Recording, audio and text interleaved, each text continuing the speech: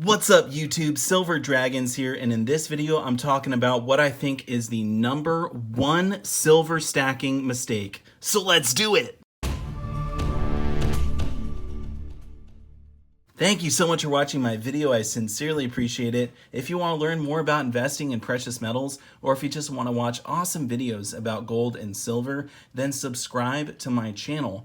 In this one, I'm talking about what I think is the all-time number one worst silver stacking mistake that anyone could make. This would also apply to you if you're stacking gold or any other precious metals for that matter. So if you're a veteran stacker or if you're a new stacker, definitely stick around and watch this video. I'm going to go over a few sort of runner-ups, other mistakes that you could make before I get to the number one. I do have a nice assortment of silver bullion here on the table that I'm going to be showing you throughout the video just for funsies. So let's start with this piece right here and let's get into this. So I've made videos in the past on different mistakes you can make when you're silver stacking. One that I always bring up when I'm talking about mistakes is that you don't want to be stacking too fast. Now, this isn't the worst mistake you could make, but it is a big mistake. So when you're silver stacking, you need to make sure that you have a buffer of cash. If you have any sort of emergencies, you do not want to have to dip into your silver stack, because when you buy stuff and then you have to sell it right away or in a relatively short period of time, then you're almost always going to lose money on your silver. So when you're buying silver, you're buying it either as a hedge against inflation or a way to store your wealth, sort of like a savings account, and you don't really want to have to sell it, especially not too fast. So when you're stacking silver, like I said, always have a cash sort of safety net that you can dip into for emergencies. So don't spend all of your money on silver. Don't stack too fast. And also going along with stacking too fast is you don't want to buy just a massive amount of silver all at once. You want to sort of buy it over time so you can cost average your purchases. That's my opinion anyway. So another mistake that you could make when stacking silver, and I have heard a lot of people say this, is that they were stacking the wrong thing. Now, what is the wrong thing to stack? You know, you could really stack whatever you want. It's your money. You can spend it on literally anything. So the fact that you're silver stacking to begin with is great. It's awesome that you're spending money on silver, right? But there is better things to stack than others. So let me give you an example. I personally like to stack American Silver Eagles, like the one I was just showing you. That's a beautiful toner. Most of my American Silver Eagles are brilliant uncirculated, like this one here, 2016, absolutely gorgeous. So this is what I like to stack. This is what I recommend stacking. So what would be the wrong thing to silver stack? Well, some of these fun pieces, right? Like these silver bullets. These are really cool. These are awesome to buy. I think if you want to buy them, absolutely buy a couple, right? These are 1 ounce, 999 silver. They're really sweet. So they're sort of a fun conversation piece. And they're also just nice to have and play with and look at. But if you're trying to stack silver, like the premium on these is just too high, and when you go to sell these, they're harder to sell. So don't go out and buy like 1,000 ounces in these silver bullets. Like, that's the wrong thing to buy, right? You can buy them for a collection, you can buy them for fun. Same goes with the Legos. These are really cool. Let me show you this way here. 1 troy ounce, 99 fine silver, so sort of the same thing. They're really fun, really awesome. If you want to buy them, absolutely buy a couple, but don't make this your primary stack. Don't stack a ton of these. The fun stuff, the higher premium stuff is okay to buy. Just don't go crazy on it, because at the end of the day, you want to be able to sell your silver stack at some point. So you want to be stacking stuff that is liquid, easy to sell. So like generic silver rounds are a great thing to be buying and selling. These are really easy to offload. These buffaloes are really well known, really easy to sell. 1 troy ounce here, 4 nines fine silver actually. That's pretty cool. I don't know who mints this one here, but I never even noticed that right there on the bottom. 4 nines fine silver. So Okay, well, anyway, that's just a generic round, but those are great to stack, easy to sell. Same with the Eagles. That's the reason I stack the Eagles. So don't stack the wrong thing, or at least don't stack too much of it. Okay, what is another mistake that people will talk about when we say silver stacking, right? Okay, what do you really not want to do? And that would be storing your silver incorrectly or handling your silver incorrectly. So there's really two parts to this, right? So the first thing is, well, let's talk about handling your silver, because that's literally what I'm doing right now. So this piece right here, okay, absolutely gorgeous. This is the Aztec calendar round. Now, I antique this one myself. When you buy these, they come just shiny, right? It's sort of a brilliant uncirculated finish, and the whole thing is polished. Now, I antiqued it because I wanted to all of the these little tiny features to pop, right? I think it looks way cooler this way, and so that's what I did. But anyway, handling stuff like this, it doesn't matter, right? You can touch it with your hands. You can sort of store it however you want. I've altered it myself, right? So really, I can handle this however I want.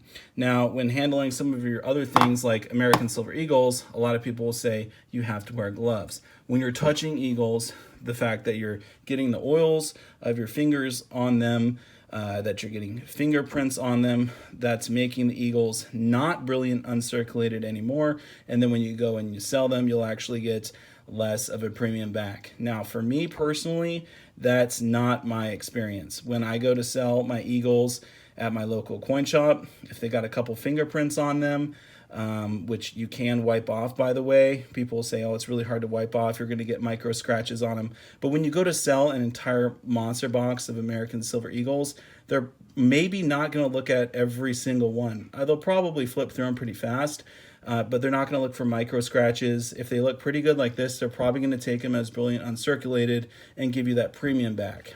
So I wouldn't worry about that too much, but a lot of people are really worried about handling their silver. So if you're super paranoid about handling your silver, then just buy gloves. That's okay. It's your stack. You can do whatever you want with it. So if you want to touch it without gloves, go right ahead. That's what I do. To me, it doesn't really matter that much. If you want it to be absolutely pristine, then go ahead and buy gloves. You can even get capsules for it if you want to, right? Like this maple leaf here. I went ahead and threw it in a capsule, and I've never touched it with my bare hands. And so it pretty much is in absolutely pristine condition, but that's kind of silly to do that to a maple, right? Because this is just a bullion coin, in fact, has less of a premium than the Eagles because it's a maple. So anyway, enough talking about other mistakes you can make and stuff like that. Let's get to the number one, which sort of does have to do with storage. But honestly, in my opinion, the number one mistake you can make when you're stacking silver is telling other people about your stack. So when you're stacking silver or any other type of precious metals, you have to know that this is money. This is real money. There is actual wealth stored in these pieces. So this button right here from Scottsdale Mint, it's a 5-ounce button. This is money. It's not a coin. It doesn't have any face value, but it is 5 ounces of silver.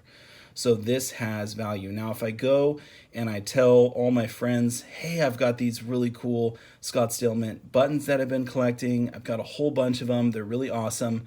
That would put a target on your back. Now, your friends might be great people. They might not have any bad intentions, but they might mention it to one of their friends who does have bad intentions, and then that could lead to you getting your stack stolen. That could lead to a break-in in your house, which no one wants that. So the best thing to do is to tell literally no one about your silver stack. It doesn't matter what you're stacking. It doesn't matter what you're buying, how much you're buying, where you're buying it from. Nothing matters really other than the fact that you keep it secret, because at the end of the day, this is money and people steal money, period. So I would say for new stackers and veteran stackers alike, really, that's the biggest mistake, because if you get your entire stack stolen, it doesn't matter what you bought, where you bought it. Like literally nothing else matters. If it's all gone, it's all gone. You just lost all of that money, all of that wealth that you spent all that time accumulating. And so for that reason, I would just say it's the biggest mistake, and just don't tell anyone. Now, as far as storing your silver, there are better places to store it and worse places to store it, right? So if your silver is stored really, really well, like let's say you have a hidden room at your house, right, that no one knows about the room, and you have a massive 1-ton safe bolted to the floor in the hidden room, right, and you have a alarm system on your house with cameras everywhere, battery backup, all that stuff, then your silver is probably a little bit more secure than the guy who has it in a shoebox in his closet, right? So storage does play a little bit of a factor, but honestly, at the end of the day, it's just a best practice not to tell anyone, to keep it to yourself. Now, I do post videos here online, and I never show my face because it's nice to be anonymous and have people not know what I look like, because that just keeps my silver and my stack a little bit safer. And I do have a family and stuff as well, so I have to think about all of them. So anyway, those are my thoughts on some mistakes you can make when silver stacking. And obviously what I think the biggest mistake you can make is, please, if you're a veteran stacker or a novice stacker, don't make that mistake. If it's already too late, if you've already told a bunch of people about it because you're just so stoked on the beautiful pieces that you've been buying, then I'd recommend storing them as absolute best that you can, or maybe even not even storing them at your house, find a better location. But that is probably a topic for another video. So I'll have to say a massive thank you so much for watching. I'll see you all in my next one. Silver Dragons out.